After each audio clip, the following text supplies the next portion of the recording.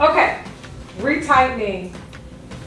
When, how, what, where should I do it? It really just depends on the type of lock. So each lock, each type of lock, whether it be palm rolling, traditional, interlocking, sister locks, brother locks, you got a lock, I got a lock, we all got locks. It really depends on what type of locks that you have. I would say for sister locks, brother locks, and interlocks, you really want to stay, especially when you're first established, you want to stay within that 4 to 6 week window for getting your locks retightened. And here is the reason why.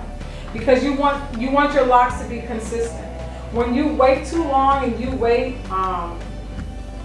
10 weeks, 11 weeks, right, to have your locks retightened, what eventually happens is that you'll have some inconsistencies in your locks, right?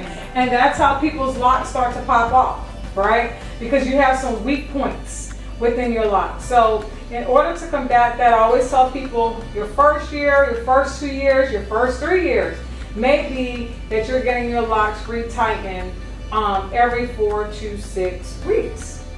All right. Then as the locks mature, of course, you can probably spread it out just a little bit.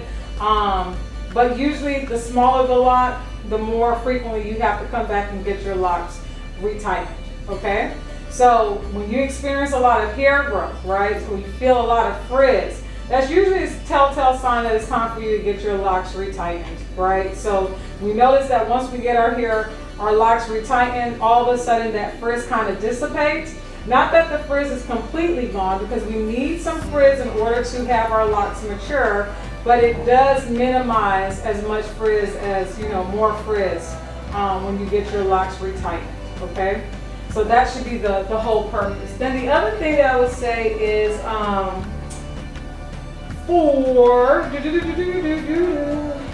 traditional locks, palm rolling, when you get your locks retwist, I would always say wait at least 6 to 8 weeks, right? That's a good time frame, because typically, and depending upon the size of the locks too, right? So one, we want to minimize as much friction as possible. Friction meaning how often we get our locks retightened. So we want to minimize that, and we want to make sure that we have enough time space between it, so that way we can, one, experience some hair growth, and again, we're not pulling too much at the scalp to where now we're going to have situations with alopecia and so on and so forth, right? So those are some things to look at.